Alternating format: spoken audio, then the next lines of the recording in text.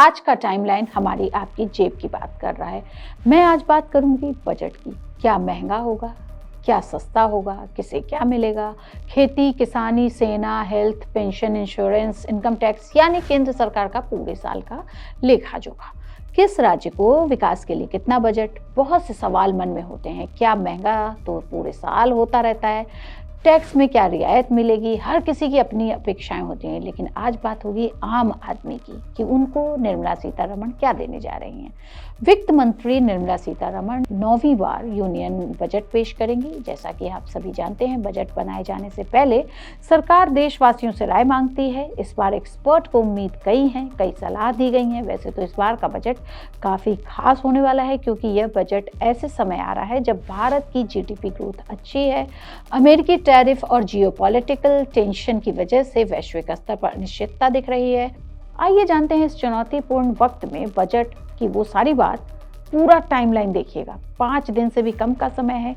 1 फरवरी को बजट आना है और बजट में काफ़ी कुछ खास होने वाला है। इस साल 1 फरवरी को संडे है, यानी छुट्टी का दिन। आप चौंक जाएंगे, शेयर बाजार खुलेगा छुट्टी वाले दिन। दिवाली पर तो ट्रेडिंग होती है, लेकिन आज बजट पर वो कहावत सही हो रही है, वार बड़ा या त्योहार। तो कहा जाता है त्योहार, क्योंकि वो साल में एक बार आता है। ठीक वैसे ही बजट संडे को है तो बाजार खुलेगा। एनएसई ने सर्कुलर जारी कर कहा है कि शेयर बाजार खुले रहेंगे। बीएसई ने भी बाजार के खुले रहने का ऐलान कर दिया है।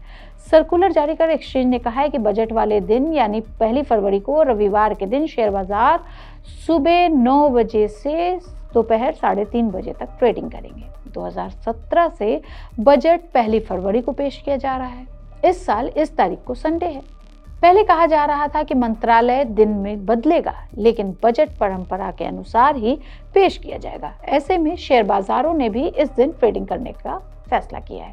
बजट का शेयर बाजार पर सीधा असर होता है। यही वजह है कि निवेशकों का एक बड़ा वर्ग रविवार को भी बाजार खुलने की मांग कर रहा था। 2017 से पहले बजट फरवरी के आखिरी कार्य दिवस पर आमतौर पर 28 या 29 फरवरी को पेश किया जाता था। इसका कारण ब्रिटिश काल की प्रशासनिक व्यवस्था थी, जिसे आजादी के बाद भी लंबे समय तक अपनाया गया। तारीख बदलने का कारण यह भी रहा कि बजट में जो बदलाव किए गए हैं उनके अनुसार 1 अप्रैल के नए वित्त वर्ष से लागू करने के लिए पर्याप्त समय मिल सके। पहले बजट देर से पास होता था, जिससे सरकारी योजनाओं और खर्चों के क्रियान्वयन में देरी होती थी। इसके अलावा पहले बजट शाम के 5 बजे पेश होता था, जो ब्रिटेन के समय के अनुसार था। लेकिन 1999 के बाद बजट सुबह 11 बजे पेश होने लगा, भारतीय समय के अनुसार और उनके संदर्भ के अनुसार। जैसा कि मैंने पहले आपको बताया कि सरकार सलाह मांगती है तो एक्सपर्ट और आम जनता सलाह देते हैं। इस बार एक्सपर्ट ने कहा कि इनकम टैक्स की नई रिजीम का इस्तेमाल करने वालों के लिए खुशखबरी आ सकती है। सरकार नए इनकम टैक्स की नई रिजीम को और अट्रैक्टिव बनाने का काम कर रही है। टैक्स एक्सपर्ट ने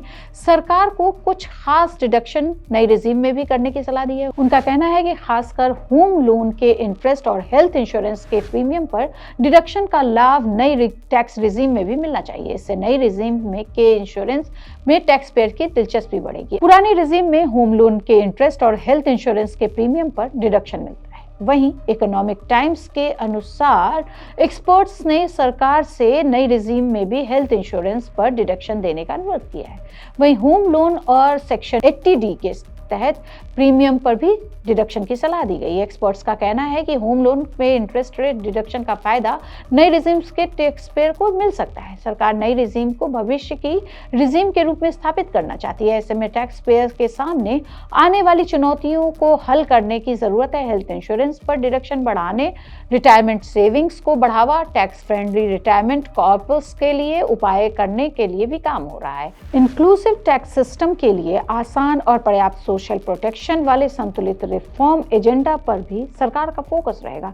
अभी मैं बजट पर नजर बनाकर रखूंगी, एक्सपर्ट से भी बात करूंगी। आपको क्या जानना है हमें जरूर बताएं, हम आपको उसकी जानकारी जरूर देंगे। जुड़े रहिएगा इंडिया.com से। हाँ, जाते जाते इस बजट में वर्किंग कपल्स के लिए सरकार क्या ला रही है, कुछ नया मेरा नेक्स्ट वीडियो है, देखना न भूलिएगा।